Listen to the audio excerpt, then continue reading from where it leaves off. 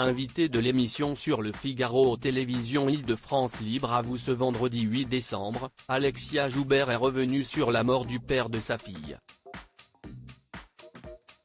20 ans après, la productrice révèle comment elle avait à l'époque réussi à ne pas sombrer. Quelle est la pire épreuve que vous ayez traversée? La question de Guillaume de Monjou était destinée à Alexia Laroche-Joubert, que la journaliste recevait dans l'émission Libre à vous diffusée sur Le Figaro Télévision Île-de-France ce vendredi 8 décembre. Je n'ai jamais vu ma vie comme une épreuve, même dans les tragédies, a expliqué l'ancienne directrice de la Star Academy. Je pense que j'ai des ratés plus que des épreuves. Je me suis pris le mur quelquefois, j'ai raté le virage, mais même la mort du père de ma fille. Je ne l'ai pas vécu moi comme une tragédie, a révélé l'actuel PDG de Banijay France. Si est une tragédie pour elle, sa fille, note de la rédaction. J'ai reçu tellement d'amour de mon père que je vois ce que si est que de vivre sans père, a-t-elle toutefois nuancé.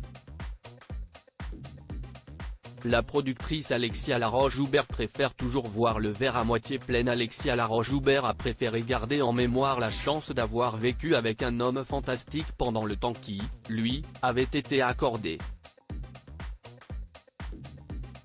Le père de sa fille aînée Solveig, Jean-Philippe Blanc, PDG de Warner Music France après être passé par Mercury, est décédé le 9 juillet 2003 dans un accident de moto.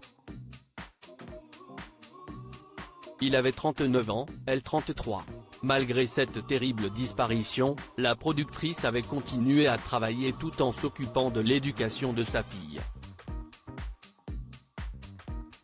Elle a continué à tracer sa route et à gravir les échelons sans s'apitoyer sur son sort. Je pense que j'ai un côté ravi de la crèche. J'ai une capacité d'émerveillement assez incroyable.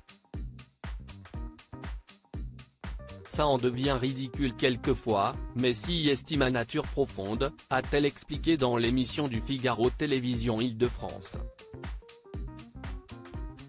Les drames de la vie d'Alexia Laroche-Joubert. Alexia Laroche-Joubert a toujours su rester forte.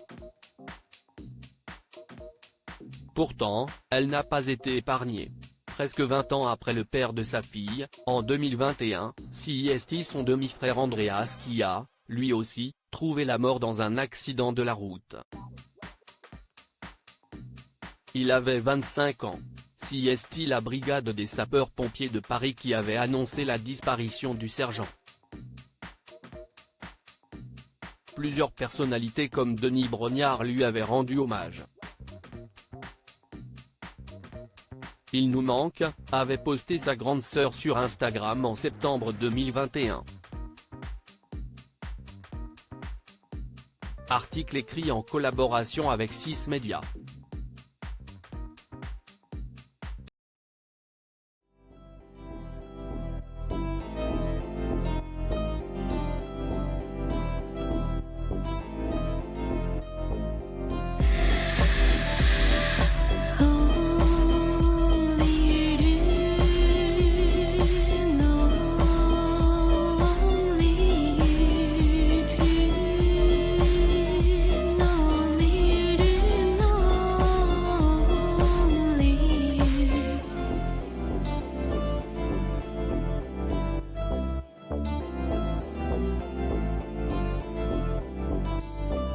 To